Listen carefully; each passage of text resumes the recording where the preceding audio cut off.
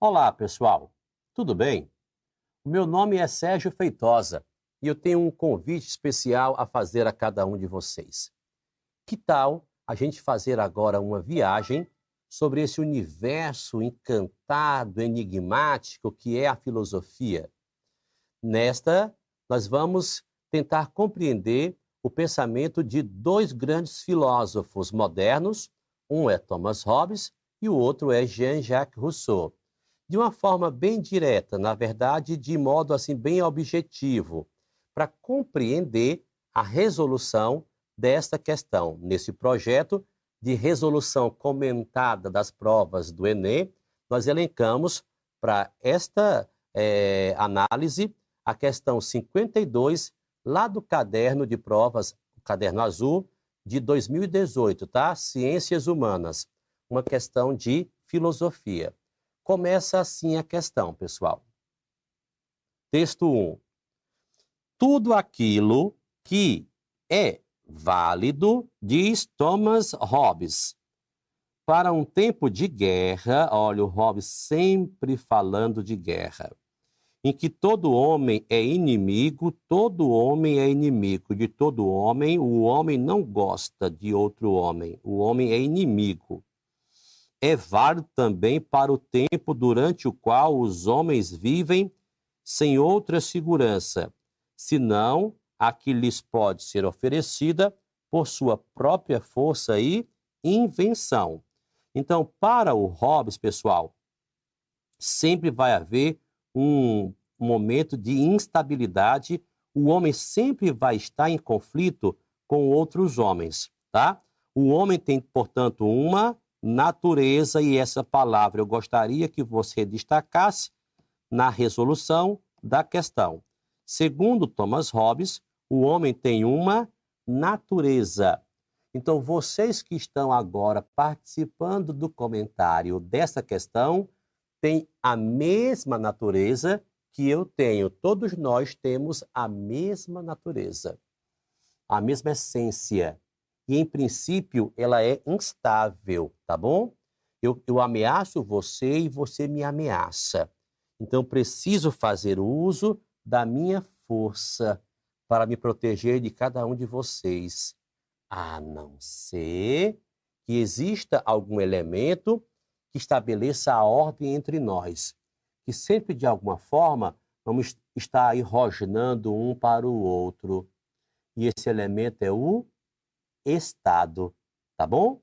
Então, para Thomas Hobbes, foi essencial, foi importantíssimo que fosse criado o Estado para poder estabelecer a ordem social entre os homens. Mas o texto 2 da questão nos diz que, segundo Jean-Jacques Rousseau, suíço, não vamos concluir com Hobbes, pessoal, por favor. Rousseau pede, não vamos concluir com Hobbes, que por não ter nenhuma ideia de bondade, o homem seja naturalmente mau, tá? Não vamos concluir que o homem seja mau, por natureza. Esse autor deveria dizer que, sendo o estado de natureza, aquele em que o cuidado de nossa conservação é menos prejudicial à dos outros, esse estado de natureza era, por conseguinte, o mais próprio à paz. Ou seja, no estado de natureza, pessoal, o cuidado da nossa conservação, cuidar de si, não traz ameaça aos outros. Cada um está preocupado consigo. E o mais conveniente ao gênero humano, ou seja, Jean-Jacques Rousseau também entende que o ser humano tem uma natureza. Opa! Hobbes e Rousseau concordam em um aspecto, o de que o homem tenha uma natureza. Só que Hobbes tende a acreditar que ela é má e Rousseau tende a acreditar que ela é boa. Para o Hobbes, quando há muita liberdade, o homem dá vazão às ameaças a outros homens. E para o Rousseau, desencana Hobbes. Cada homem está preocupado em garantir a própria sobrevivência. Interessante isso, tá? Então, pessoal, a questão nos faz a seguinte proposta. Os trechos apresentam divergências. Perceberam isso ou não? Os textos realmente apresentam divergências. Isso é um fato. Ó, pessoal, só que, veja bem, tá? Só que conceituais entre autores que sustentam um entendimento segundo o qual a igualdade entre os homens, o que é que torna iguais os homens? É a predisposição ao conhecimento, a submissão ao transcendente, a tradição epistemológica, a condição original, ou seria a vocação política.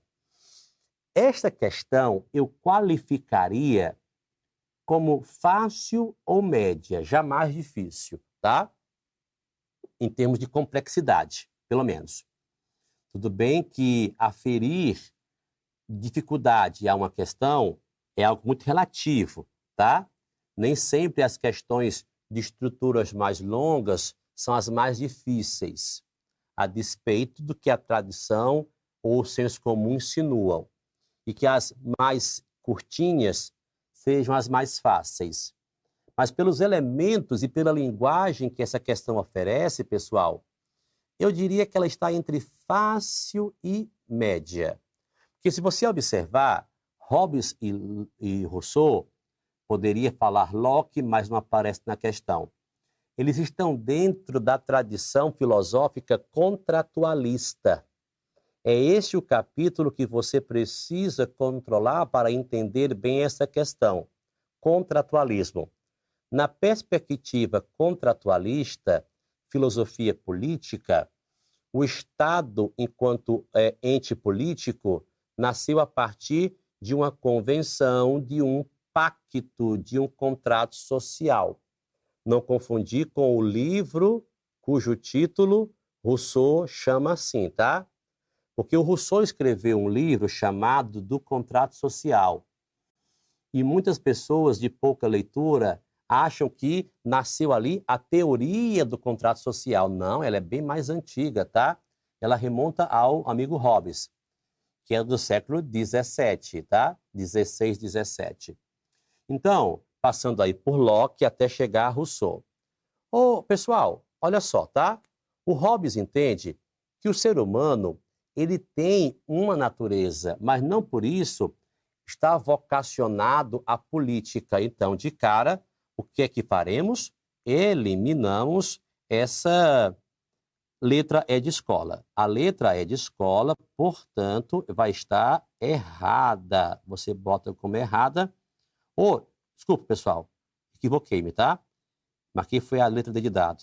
Então, passa borracha, borracha, borracha. Eu me referia à letra E de escola. Nós vamos eliminar a letra E de escola, porque não há essa vocação política.